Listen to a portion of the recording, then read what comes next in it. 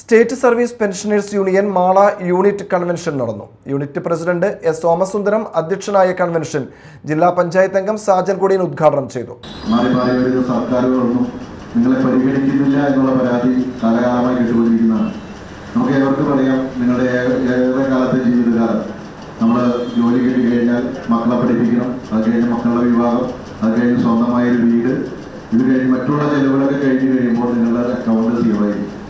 നേരത്തെ ഞാൻ പഞ്ചായത്ത് പ്രസിഡന്റായിരിക്കും, പല വീടുകളിലും ചെറിയ ചെറിയ പ്രശ്നങ്ങൾ വരുമ്പോൾ ചെല്ലാറുണ്ട്.